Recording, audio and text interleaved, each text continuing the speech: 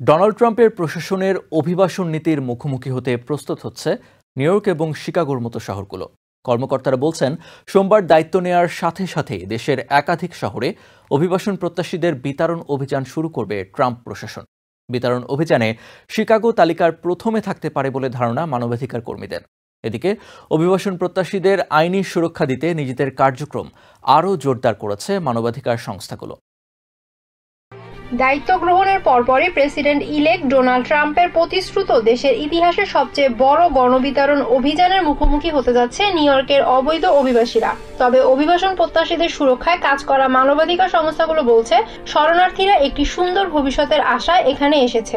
দায়িত্ব নেওয়ার পরপরই অবৈধ অভিবাসীদের বিরুদ্ধে কঠোর পদক্ষেপ নেওয়ার প্রতিশ্রুতি দিয়েছিলেন ট্রাম্প। তাই ট্রাম্পের শপথ গ্রহণ অনুষ্ঠানকে সামনে রেখে শনিবার ইউনিটি ওয়াক কর্মসূচির আয়োজন করেছে অলাভজনক সংস্থা নিউ ইয়র্ক ইমিগ্রেশন কোয়ালিশন। এরই মধ্যে US immigration and customs enforcement বা আইসের বিতরণ বা ডিপোর্টেশন দল দেশের বেশ কিছু শহরকে চূড়ান্ত করেছে, যার মধ্যে শিকাগোর মতো বৃহৎ জনসংখ্যার শহর অন্যতম। বর্ডার জার টম হোমেন বলেন, শুধু শিকাগো নয়, পুরো দেশ জুড়েই বাড়ছে অবৈধ অভিবাসীদের সংখ্যা। ট্রাম্প দায়িত্ব নেওয়ার পর বাইডেন প্রশাসনের অভিবাসন নীতি বাতিল করতে পারেন বলে ধারণা করা হচ্ছে। অপরাধের ইতিহাস নেই এমন অনথিভুক্ত অভিবাসন প্রত্যাশীদের রক্ষা করতে বাইডেন প্রশাসন আইস এজেন্টদের বিতরণ প্রক্রিয়ার অগ্রাধিকারকে সীমিত করেছিল।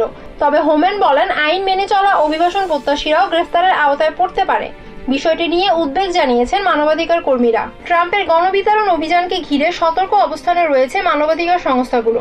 মানবাধিকার কর্মীরা অভিবাসন প্রত্যাশীদের গ্রেফতার এড়াতে দিচ্ছেন নানা পরামর্শ। তবে শহরের অপরাধ কর্মকাণ্ড বন্ধে ট্রাম্পের এমন উদ্যোগের পক্ষে রয়েছেন অনেকেই। ব্যবসায়ী ও অভিবাসী ফার্নান্ডো ম্যাটোর মতে, শহরের সুরক্ষায় অভিবাসন প্রত্যাশীদের নিয়ন্ত্রণ করা জরুরি। Humaira Ira, TVN 24 news desk. New York থেকে সম্প্রচারিত টিভিএন 24 টেলিভিশন বিশ্বজুড়ে বাঙালির কণ্ঠস্বর।